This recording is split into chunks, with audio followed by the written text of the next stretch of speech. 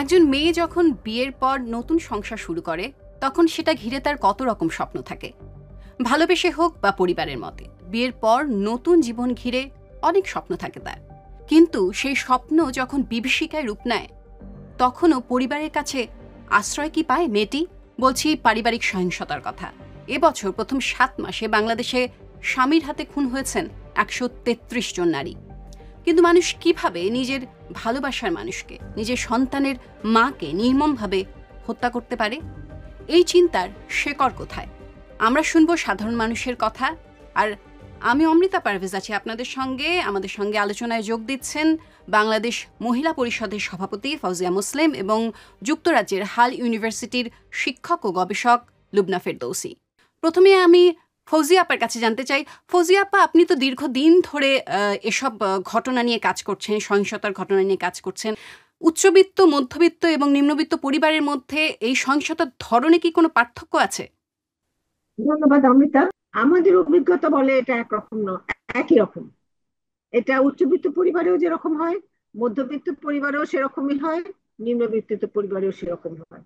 তফাৎটা হচ্ছে যে নিম্নবিত্ত পরিবার এটাকে যতটা প্রকাশ করে, উচ্চবিত্ত ততটা প্রকাশ করতে আগেই আসে না। নানাভাবে সেখানে বাধাপ্রাপ্ত হয়। উচ্চবিত্ত মানে তাদের সাংস্কৃতিক চিন্তার থেকে যেমন বাধাপ্রাপ্ত হয়, তেমনি টেকনিক্যালি নানাভাবে বাধা দেওয়া হয়। আর মধ্যবিত্ত তো আরো মাঝখানে থাকে, তারা দুইভাবে বাধাপ্রাপ্ত হয়। কাজে ধরনগুলোর কিন্তু কোনো তফাৎ নাই, ফৌজিয়া আপা, আপনার এই ধরনগুলো কথার এক। সূত্র ধরে আমি একটু লুবনার কাছে আসতে চাই। লুবনা, আমি ফৌজিয়া আপা বলছিলেন যে এই যে পারিবারিক যে সহিংসতা, সামাজিক এবং সাংস্কৃতিক দিকগুলোর কারণেই আসলে ধরনগুলো ঠিক একই, উচ্চবিত্ত, মধ্যবিত্ত এবং নিম্নবিত্তের। তো আমি আপনার কাছে একটু জানতে চাই যে এই যে সামাজিক সাংস্কৃতিক কারণগুলো, এগুলো আসলে একটু বিস্তারে যদি আপনি বলেন যে কি আসলে এই পারিবারিক সহিংসতার দিকে পুরুষদেরকে ঠেলে দিচ্ছে। হুম। ধন্যবাদ আপনার প্রশ্নের জন্য।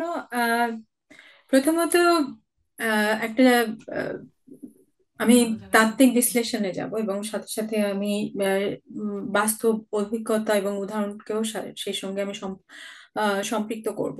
তো সমাজ যখন ওয়াইফ ডিসিপ্লিন বা ফ্যামিলি অনারকে একটা নর্মে পরিণত করে, আমরা তত্ত্বে বলি, তখন ব্যক্তিগত নির্যাতনকে আমরা সামাজিক রুটিনের অংশ ভাবি এবং এটাই হচ্ছে স্ট্রাকচারাল ভায়োলেন্স বা কাঠামোগত নির্যাতন।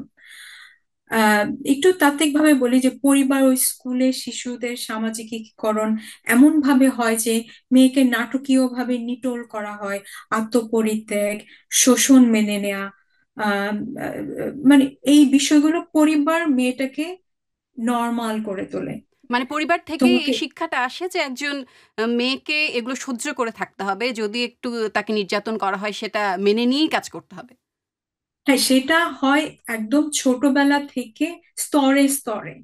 এবং কাঠামোগত ভায়োলেন্সটা আমরা এখানে বলছি যে খুব ছোটবেলা থেকে, যেটা জন স্টুয়ার্ট মিল বলেছেন দ্য সাবজেকশন অফ উইমেন বইতে, যে যেভাবে একটা মেয়ে সামাজিকীকরণ প্রক্রিয়ার মাধ্যমে বড় হয়, সে অনেক বেশি শেখে যে সে একজন ইনফেরিয়র, আর একটা ছেলে শেখে সে হচ্ছে সুপিরিয়র। সে হচ্ছে ওই পুরুষ শাসিত পরিবারটিতে সে দেখে যে তার বাবা হচ্ছে ক্ষমতা কেন্দ্রবিন্দুতে, সে সেভাবেই নিজেকে গড়ে তোলে এবং পরিবারও সেভাবে মেয়েটাকে, এবং ছেলেটা ছোটবেলা থেকেই তাদের, ছেলের ভয়েস অনেক উপরে থাকে, মেয়ের ভয়েস কমে যায়। স্কুলেও সেই জিনিসটা প্র্যাকটিস হয় এবং আস্তে আস্তে করে যখন তারা আহ, আহ, বাহিরে যায়, সমাজে যায় কিংবা বিয়ের পরে যায়, সবকিছু ওই যে নর্ম যেটা ফ্যামিলি থেকে শেখে, প্রতিটা স্তরে স্তরে তারা আসে, সেইভাবেই জিনিসটাতে তারা অনেক বেশি অভ্যস্ত হয়ে যায়। এবং এইটা হচ্ছে একটা সাইকোলজিক্যাল দিক, যে যখন আমি নিজেকে ইনফিরিয়র ভাববো, আমি সেখানে কখনোই আমার সম্মানটাকে আমি আদায় করতে পারবো না। একটা ছেলে সেই সম্মানটা মেয়েটাকে দিতে পারে না ঠিক না, যেভাবে সে সুপিরিয়র, সে মনে করে যে আমার এটা অধিকার। অধিকার এবং দেওয়া দে উচিত টেক না। Hmm. They take it for granted, hmm. যে ও তো এমনই থাকবে। জাতীয় জরুরি সেবা 999 এর তথ্য অনুসারে গত জানুয়ারি থেকে 15 আগস্ট পর্যন্ত 8.5 মাসে নারী নির্যাতনের ঘটনায় 17,341টি কল এসেছে। এর মধ্যে পারিবারিক নির্যাতনের অভিযোগে কল এসেছে 9,746টি। এসব কলের মধ্যে শুধু স্বামীর বিরুদ্ধে নির্যাতনের অভিযোগ এসেছে 9,394টি। ফৌজিয়া আপা, যেসব পুরুষ এ ধরনের সহিংস কাজ করেন তাদের কি ছোটবেলা থেকে একটা ট্রমাও কাজ করে, নাকি তাদের পরিবারেও কি এই একই ধরনের ঘটনার সম্মুখীন হয়েছে, তারা সেটা দেখেই বড় হয়েছে এবং তাদের কাছে মনে হয়েছে যে এটা তো স্বাভাবিক, একজন পুরুষ একজন নারীকে মারবে? এ ধরনের ঘটনা কি আপনার অভিজ্ঞতায় দেখেছেন কিনা? আমি একটু আপনার কাছে কয়েকটা ঘটনার কথা শুনতে চাই। ঘটনার যে বড় বিষয় হলো, আমরা একটা গবেষণা করেছিলাম যে কিশোররা, মাঝখানে আমরা দেখলাম যে অনেক এই ধর্ষণ অপরাধের সাথে কিশোররা খুব জড়িয়ে পড়ছেন। তখন আমরা একটা গবেষণা করেছিলাম ঢাকা ইউনিভার্সিটি কেন্দ্রিক, যে এই যে ধর্ষণের মতো অপরাধের সাথে কিশোররা জড়িয়ে পড়ছে, এটা কেন হচ্ছে। এবং সেই গবেষণা কিন্তু আমাদের বলেছে যে এরা আগের থেকে নানাবিধ অপরাধের সাথে জড়িত থাকে। একবার একটা অপরাধ যে করে, দ্বিতীয়বার আবার একই অপরাধ সে করে। কাজে আমরা ধরে নিতে পারি যে এরকম একটা মানে অপরাধের সাথে থাকার ফলেই এরকম ধরনের আর একটা অপরাধ সে করতে পারছে। অনেক ক্ষেত্রে হয়তো মানে পুরুষের যে পিতৃতান্ত্রিক আচরণ, সেখান থেকে তার ক্রোধ সম্বরণ করাটাও একটা ভীষণ কঠিন কাজ হয়ে যায়। তার যে আধিপত্য দেখানোর যে সুযোগটা, সেই সুযোগেরটা যদি বাধাপ্রাপ্ত হয়, তখন সে এত রাগান্বিত হয়ে ওঠে যে তখন সে কি করছে সেটা সে বুঝতে পারে না। অনেক ক্ষেত্রে হয়, সবগুলো ক্ষেত্রে হয় সেরকমই বলছি না, এটাও হয়, হয়তো কোনো যৌক্তিক কারণ ছাড়াই সেরকম ঘটনা ঘটে। কাজেই সেক্ষেত্রে নারীর মধ্যে কি একটা মানে যেই নারীটা নতুন সংসারে যাচ্ছে, মানে সে তো একটা স্বপ্ন নিয়ে, ভালোবাসা নিয়ে যাচ্ছে, তখন যখন এ ধরনের সহিংসতার সে শিকার হয়, তখন কি মানে ওর মধ্যে আসলে ভয় কাজ করে, এজন্য সে বাধাও দিতে ভুলে যায় বা কারোর সাথে সেটা শেয়ার করতে পারে না? মানে কি ঘটে নারী, যেসব নারীদের কথা আপনি জেনেছেন বা তাদের সাথে কথা বলেছেন, তাদের সাথে প্রাথমিক ধাক্কাটা কিভাবে তারা মোকাবিলা করে আসলে? সম্প্রতি আপনারা যেটা দেখেছেন যে কেয়া মেয়েটিকে যে হত্যা করা হলো 4টি বাচ্চা রেখে, সেখানে তো সেই মেয়ে যখন প্রথম গেছে এবং এ সমস্ত সমস্যা দেখেছে, সে কিন্তু চলে আসতে চেয়েছে, কিন্তু তাকে পরিবার তাকে সাপোর্ট দেয় না। একবার বিয়ে হয়ে গেলে তখন অনেক ক্ষেত্রে মেয়েও মনে করে যে আমি কতটুকু মানিয়ে নিতে পারি, দেখে এটা আমার একটা অসম্মানের বিষয় হয়তো। আর পরিবার তো একেবারেই সাপোর্ট করতে চায় না এখনো পর্যন্ত, যে যতদিন পারো মানিয়ে চলো। এই মানিয়ে চলার পরিণতি আলটিমেটলি জীবনের সাথেই আহ, জীবন থেকে হারিয়ে যাওয়া হয়ে দাঁড়ায়। বেশিরভাগ ক্ষেত্রে সেরকম নয়, যে এরকম ঘটনায় যদি মেয়েটা আসতেও চায়, তাহলে কিন্তু অনেক ক্ষেত্রেই, বেশিরভাগ ক্ষেত্রে পরিবার কোনো সাপোর্ট দেয় না। সেটাও কিন্তু আমাদের সমাজে যে একটা স্বামী স্ত্রীর কোনো কারণে মনোমালিন্য হলে সেটাকে যে প্রপারলি ডিল করা, সেটা হয় না। আর একটা বিষয় আমার মনে হয় আমাদের এখানে একটা হচ্ছে, যেটা হচ্ছে আমাদের একটা পারিবারিক সুরক্ষা আইন করা হয়েছিল বোধহয় 2010। 2012, 2010-এ। হুম। সেই পারিবারিক সুরক্ষা আইন নিয়েও বিআইজিডি ব্র্যাকেট একটা গবেষণা প্রতিষ্ঠান, তারা একটা গবেষণা করেছে। এই পারিবারিক সুরক্ষা কমিশনে, সুরক্ষা আইনের অধীনে এ পর্যন্ত একটি মাত্র মামলা হয়েছে। এই আইন বিষয়ে কেউই জানে না। কাজেই এই মানে একটা আইন হয়েছে, সেই আইনটাকে প্রয়োগ করা, সেটা বাস্তবায়ন করা, সেটার ক্ষেত্রেও কোনো উম, আহ, সুষ্ঠু ব্যবস্থাপনা সরকারের দিক থেকেও নাই। দর্শক, আমরা সাধারণ মানুষের কাছে জানতে চেয়েছিলাম পারিবারিক সহিংসতা শেকড়টা আসলে কোথায় এবং এটা নির্মূলে কি করা উচিত। তারা কি বলছেন, চলুন শুনে আসি।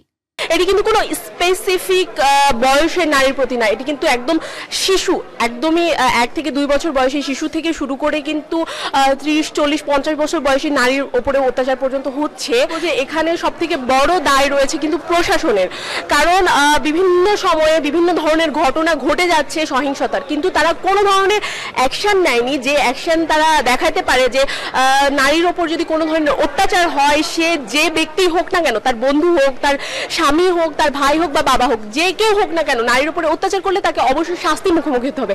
যারা ভায়োলেন্ট ক্যারেক্টার যারা আছেন, তারা এখানে আরো বেশি সুযোগ খুঁজছেন এবং সুযোগ পাচ্ছেন যে আমার তো আসলে কিছুই হবে না, আমার তো আগামী 1-1.5 বছর যতদিন না নির্বাচন হবে ততদিন পর্যন্ত আমার আসলে কিছুই হবে না, আমাকে কেউ কিছুই করবে না, দেশে কোনো আইনের শাসন নেই। নারীদের প্রতি যে সহিংসতা, সেটা আসলে অন্য যে কোনো ক্রাইমের চেয়ে একটু আলাদা, এবং সেই যে ধরনটা, সেটা সবসময় জেন্ডার বেসড ভায়োলেন্স আমরা যেটাকে বলি, সেটা হয়ে থাকে নারীদের ক্ষেত্রে। যেই লোকটা একজন অপরিচিত নারীর কাপড় ধরে টানতে পারছে, সে কিন্তু ঘরে গিয়ে তার বউকে বউয়ের গায়ে হাত তুলতে পারে, তার মায়ের গায়ে হাত তুলতে পারে, তার সন্তানের গায়ে, কন্যা সন্তানের গায়ে হাত তুলতে পারে। এই জায়গাগুলোতে কিন্তু এখন পর্যন্ত এমন কোনো আইন, এমন কোনো ব্যবস্থা নেওয়া হচ্ছে না যেটাতে আমরা মনে করতে পারি আমরা সেফ। আমি নিজে একাধিকবার থানায় গিয়েছি অভিযোগ জানানোর জন্য, কিন্তু আমি প্রপার কোনো স্টেপ কাউকে নিতে দেখিনি। অনেক প্রান্তিক এলাকায় কিন্তু থানাগুলো এখন 1 বছরও কার্যকর হয় নাই সেভাবে। এবং এই যে বিচারহীনতা, যখন একটা লম্বা সময় ধরে বিচারহীনতার মধ্য দিয়ে যাওয়া হয়, তখন তো স্বাভাবিকভাবেই দেশে অপরাধ প্রবণতা অনেক বেড়ে যায় এবং তার প্রতিফলন আমরা দেখছি। এবং যে কোনো একটা অস্থিতিশীল পরিস্থিতিতে সবচেয়ে বেশি ভালনারেবল হন কিন্তু নারী এবং শিশুরা, এবং যারা হচ্ছে মানে তুলনামূলক দুর্বল। কারণ দিন শেষে আসলে নারীরা এখনো কর্তৃত্বের বাহিরে, ক্ষমতায়নের বাহিরে রয়ে গিয়েছে। 2024 সালে বাংলাদেশ পরিসংখ্যান ব্যুরো বিবিএস ও ইউএনএফপি এর যৌথ জরিপে দেখা গেছে দেশের 70% নারী তাদের জীবদ্দশায় অন্তত একবার হলেও শারীরিক, যৌন, মানসিক ও অর্থনৈতিক সহিংসতার শিকার হন। এখানেও পরিবারের অন্য সদস্যদের তুলনায় স্বামীর মাধ্যমে বেশি নির্যাতনের শিকার হন নারীরা। আপনি যেটা বলছিলেন যে এই যে সামাজিক একটা দায়বদ্ধতা থাকে যেখান থেকে সমাজ মেয়েটিকে আবারও ঠেলে দেয়, সেই জানে যে এই সহিংসতার মুখোমুখি সেই মেয়েটি হবে, আবারও সেই বিভীষিকার মধ্যে সে যাবে, তারপরও তাকে ঠেলে দেওয়া হচ্ছে সেই জায়গায়। তো আমি লুবনার কাছে এই সম্পর্কে একটু জানতে চাই। লুবনা, আপনি যদি আমাদেরকে বলেন সামাজিক মূল্যবোধ এবং সামাজিক সাংস্কৃতিক যে ন্যারেটিভ দিয়ে নারীদের প্রতি সহিংসতাকে একটা বৈধতা দেওয়া হয়, এটা আসলে কিভাবে করা হয়?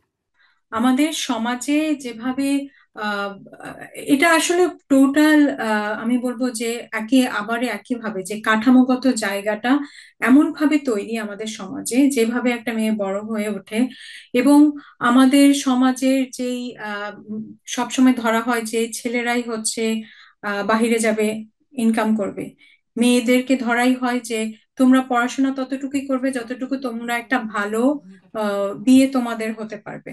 তো এই জায়গা থেকে যখন তাদের মধ্যে এজেন্সি তৈরি হয় না, সেই মেয়েটার মধ্যে একটা যে অর্থনৈতিক আহ, আহ, এটাকে কি বলে, সিদ্ধান্ত গ্রহণ করার যে ক্ষমতাটা আমরা বলি এম্পাওয়ারমেন্ট, এই এম্পাওয়ারমেন্টটা ডিসিশন মেকিং এর জায়গায় তখন আসবে যখন তার অর্থনৈতিক স্বাধীনতা আসবে। কিন্তু আমাদের সমাজ সেই জায়গাটা বাই ডিফল্ট দেয় না। একটা মেয়ে, একটা দেখা যাচ্ছে লোয়ার মিডল ক্লাস একটা গার্মেন্টস কর্মী যাচ্ছে, মেয়েটার পভার্টির কারণে তার পরিবারটাকে চালানোর জন্য, সচ্ছল করার জন্য। কিন্তু একটা মিডল ক্লাস ফ্যামিলিতে এখনো যদি একটা সচ্ছল পরিবারে বিয়ে দেওয়া হয়, এটা ধরেই নেওয়া হয় যে মেয়েটার হচ্ছে যে তার যে যোগ্যতা, সেই যোগ্যতার মাপকাঠি হচ্ছে যে একটা ভালো বিয়ে পর্যন্ত। তারপরে তার সেই পরিবারে হাজবেন্ডের উপরে ডিপেন্ড করে, তার সংসার পালন, বাচ্চা কাচ্চা, ঘর সংসার, এই সমস্ত লালন পালন করবে। তো সমাজের যে মাইন্ডসেটটা, এই টোটাল জিনিসটাই অনেক বেশি মেয়েটাকে ভালনারেবল করে তোলে। তার যে পুরুষের মনস্তত্ত্ব কি আসলে এইটাই, মানে বেশিরভাগ পুরুষ এটাই চিন্তা করে যে একজন নারী সংসার সামলাবে এবং অন্য বাইরের কাজ করবে না, এবং তাকে যথাযথভাবে হচ্ছে নির্যাতন করা যাবে, এই কারণে যখন পান থেকে চুন খসবে, এই সাইকোলজি নিয়েই কি আসলে বেশিরভাগ পুরুষ থাকেন সমাজে? আপনার কি সেটাই মনে হচ্ছে? হ্যাঁ, এটা আমি ঠিক এইভাবে জিনিসটা বলবো না যে বেশিরভাগ পুরুষই এই জিনিসটা নিয়ে থাকেন, কারণ অবশ্যই অনেক পুরুষ আছে যারা হচ্ছে আমরা বলি যে তারা ফেমিনিস্ট এবং তারা নারীর অধিকার নিয়ে অনেক বেশি সচেতন এখনকার সময়ে। হ্যাঁ, তবে আপনি যদি বলেন সংখ্যাগত দিকে, তাহলে দুঃখজনকভাবে সত্যি যে এখনো আমাদের সেই সংখ্যাটাই বেশি যারা হচ্ছে নারীকে মনে করে এখনো পাওয়ার এবং কন্ট্রোলের যেই তত্ত্ব আমরা সামাজিকীকরণ বলি, যে সেইটাকেই তারা মনে করে যে এভাবেই নারীকে কন্ট্রোল করতে হবে, নিয়ন্ত্রণ করতে হবে, পাওয়ারটাকে রাখতে হবে। এবং এই টক্সিক ম্যাসকুলিনিটিটা আসলে তাদের যেই সামাজিকীকরণ, সেখান থেকে তারা শিখে আসে। এবং এই জায়গাটা ভাঙার জন্য যেই পরিমাণ আমাদের সমাজে শিক্ষার ব্যাপারে সচেতনতা বা আমি বলবো যে আমি আমার কিছু উদাহরণ দিয়ে বলতে পারি যে আমি যখন অনেকগুলো গবেষণা কাজ করেছি, আমি দেখেছি যে কিশোর অবস্থায় যে যৌন শিক্ষা, সেটা আমাদের এখনো শিক্ষা প্রতিষ্ঠানে জিনিসটাকে অনেক বেশি এখনো স্টিগমেটাইজ করে দেখা হয় যে না, এটা আসলে ঠিক একটা প্রচলিত ট্যাবু, প্রচলিত শিক্ষা না, কিন্তু এই কারণেই একটা ছেলে অনেক তার যে অবদমিত যে যৌন একটা যে তার মনোবৃত্তি, সেটা আকাঙ্ক্ষা, সেটা সে প্রকাশ করে তার পাওয়ার এবং কন্ট্রোল দিয়ে।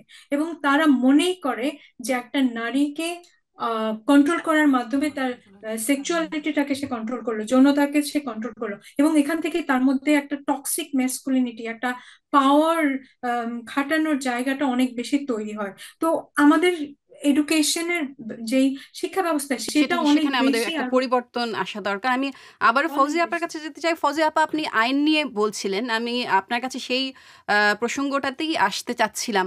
আসলে আমাদের দেশে যখন আপনারা এই ধরনের ঘটনা, আপনাদের কোনো কেস নিয়ে কেউ আসেন যে সহায়তা চান, তখন কত সহজে মানে পুলিশের সহায়তা পাওয়া যায়, বা আমাদের বিচার ব্যবস্থাও কতটা নারী বান্ধব ক্ষেত্রে আপনি যদি একটু বলেন আমাদেরকে। বিচার ব্যবস্থা যদি নারী বান্ধব হতো তাহলে তো আমরা এতদিন পর্যন্ত অনেক কেসের সাথে সাথে রায় পেতাম। এবং যদি মানে অপরাধ সবসময় বিচার করে দমন করা যায় না, এটা যেমন ঠিক, তেমনি বিচারের সংস্কৃতি না থাকলে অপরাধও কমবে না, বিচার হওয়ার সংস্কৃতি না থাকলে। সেদিক থেকে মানে প্রথম থেকেই বাধা আসতে থাকে। প্রথম যখন পুলিশের থানাতে কেসটা এন্ট্রি করতে যাওয়া হয়, মানে যদি একটু নিম্নবিত্ত পরিবারের হয় বা কেউ না থাকে, কেস নিতে চায় না। আমরা অনেক ক্ষেত্রে নিজেরা পার্সু করে সেই কেসগুলো নেওয়ার ব্যবস্থা করি। আবার এমনও হয় যে পুলিশ কেসটাকে যখন জিডি লিখে কেসটাকে এমন করে যে কেসটার যে গুরুত্ব, গ্র্যাভিটিটা, সেটা অন্যদিকে ডাইভার্ট হয়ে যায়। তার ফলে সঠিক বিচারের জায়গাতেও যাওয়া যায় না। এরপরে কেস হওয়ার পরে এইটার তথ্যাদি সংগ্রহ করা হবে, যে অভিযোগটা করলো সে অভিযোগটার পক্ষে কি কি তথ্য আছে, সেগুলো করতে করতে একটা বিরাট সমস্যা হয়ে যায়। বিশেষ করে মানে আলামত সংগ্রহের কাজটা তো সবসময় তো সহজ হয় না। বিশেষ আমাদের যেমন ধরেন একটা নোয়াখালীর সুবর্ণচরে একটা ঘটনা ঘটেছে, থানাটা হলো আরো 20 মাইল দূরে। তাহলে 20 মাইল দূরে আসতে আসতে তো তার সমস্ত আলামত নষ্ট হয়ে যায়। এইসব করে কিন্তু ওই জায়গাটা সমস্যা হয়েছে, সেইটা সমাধানের জন্য আমরা ডিএনএ ব্যবস্থা করলাম। ডিএনএ ল্যাবরেটরি এত অপ্রতুল যে এরকম ডিএনএ তো ঘরে ঘরে থাকা সম্ভব না। সেই জন্য আমরা যেটা বলতে চাচ্ছিলাম যে সার্কামস্টেন্সিয়াল এভিডেন্স দিয়েই আপনারা কেসটা শুরু করেন, সেই কেসটা হয় না। কেসের দীর্ঘসূত্রিতা মানে সাক্ষী আসতে চান না, কে এই সাক্ষী দিতে যে বিপদ হলো। এক একটা কেস চলে 15 বছর 20 বছর, সেখানে 15 বছর 20 বছর ধরে একজন সাক্ষী আসা এটাও খুব কঠিন ব্যাপার। তারপরে হচ্ছে যে রিসেন্টলি এটা করা হয়েছে যে যৌতুকের কেস যেগুলো হবে সেগুলো এখন সরকার মানে নারী আন্দোলনের ফলেই সরকার চেষ্টা করেছিল যে গরিব মানুষরা যেন সহজে কেস করতে পারে, এই জন্য প্রত্যেকটা কোর্টে একটা করে আইন সহায়তা কেন্দ্র করেছিল। এখন নিয়ম করতে চাচ্ছে যে ওই আইন সহায়তা কেন্দ্রে সার্টিফিকেট ছাড়া যৌতুকের কেস কেউ সরাসরি করতে পারবে না।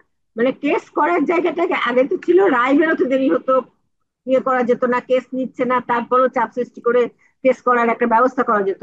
এখন হচ্ছে আইনত ভাবেই কেস করতে যাওয়ার, তারপর মামলা করতে যাওয়ার সুযোগটা সংকুচিত করা হচ্ছে।